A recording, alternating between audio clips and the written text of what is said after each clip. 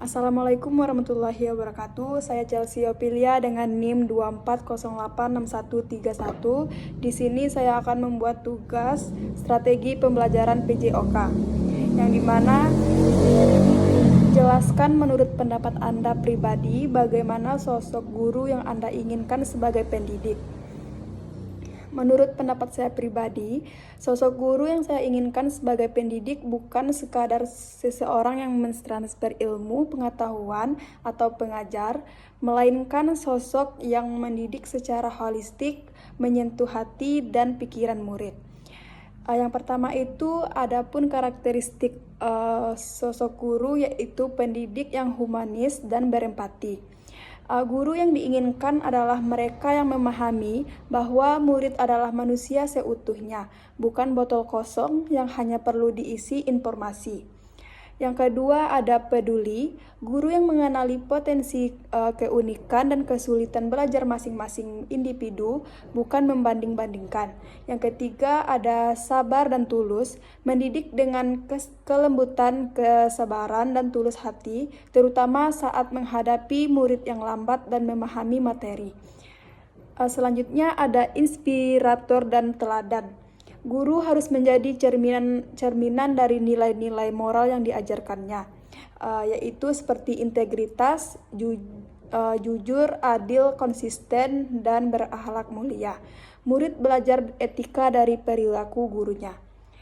Selanjutnya ada motivator, guru yang mampu mengembangkan rasa ingin tahu, seperti semangat dan percaya diri, bukan yang mematikan kreativitas dengan rasa takut.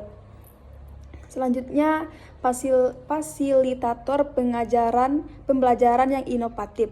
Guru ideal di era modern ini adalah mereka yang mampu beradaptasi dengan perkembangan zaman, seperti tidak kaku dan konvensional.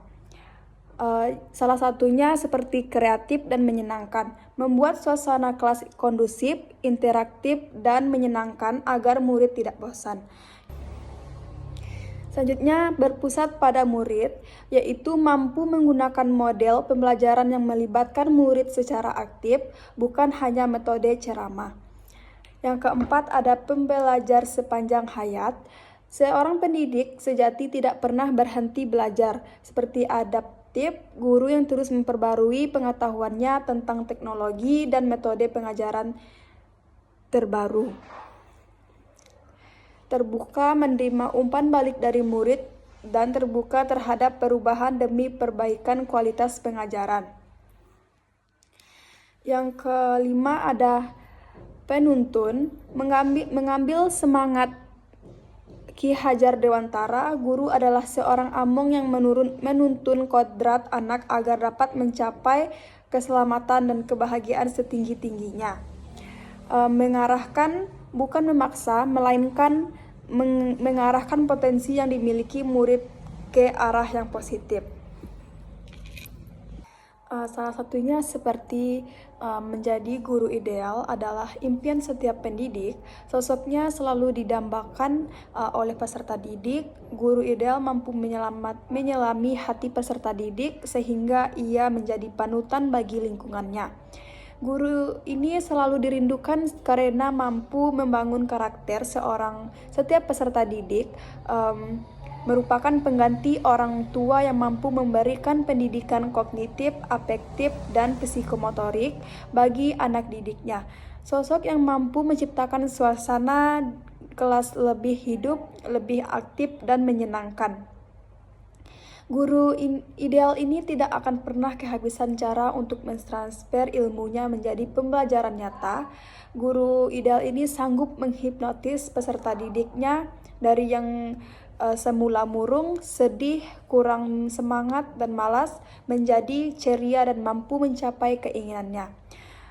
Sosok guru seperti itulah yang dirindukan oleh peserta didik.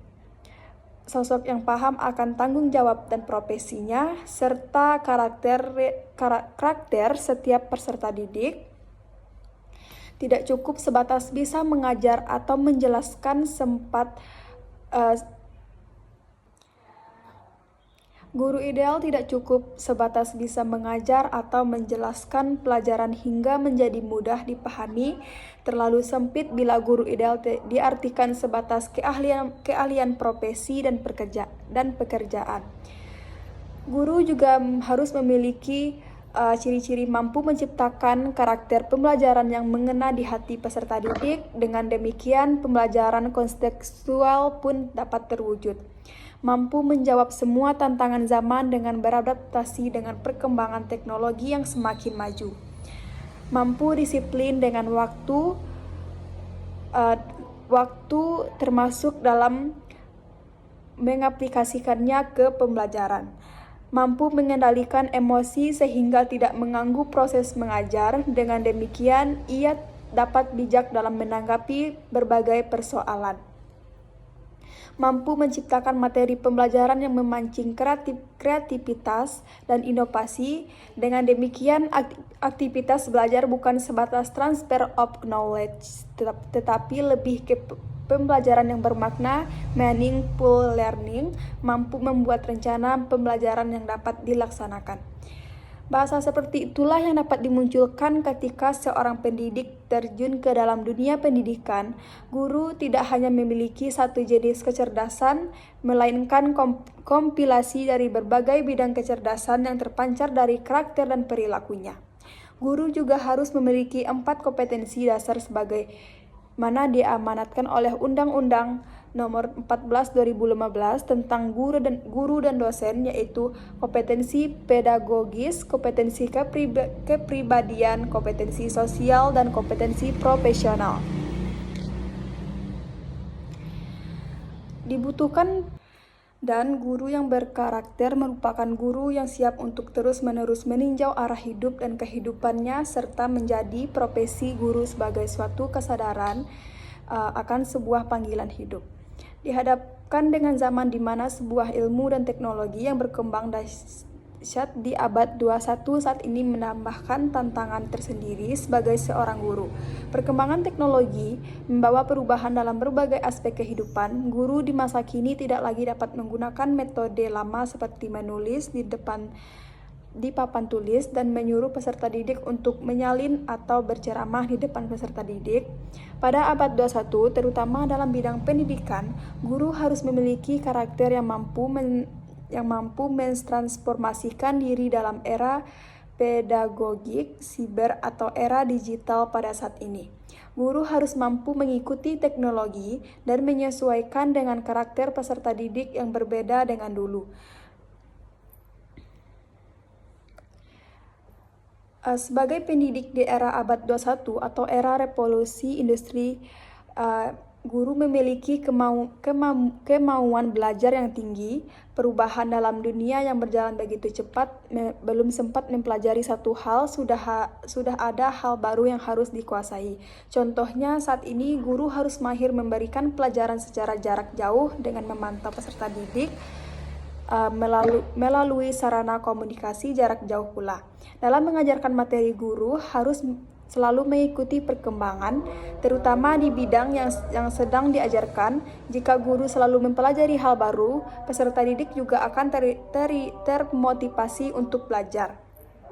Yang kedua, tidak ketinggalan perkembangan atau teknologi. Guru harus dapat memanfaatkan teknologi sebaik-baiknya untuk membantu kegiatan belajar, mulai dari membuat presentasi dan berbagai aplikasi untuk mengevaluasi. Bahkan guru juga harus memaksimalkan smartphone sebagai sarana pengajar, karena saat ini hampir semua orang tua peserta didik juga harus menggunakannya. Yang ketiga, pandai menggali potensi peserta didik. Di abad 21, guru tidak hanya harus mampu membagikan materi pelajaran, tetapi juga harus mampu menggali potensi peserta didik. Peserta didik tidak hanya didorong untuk belajar pengetahuan, tetapi juga dibantu menemukan potensi dirinya, kemudian mengembangkannya.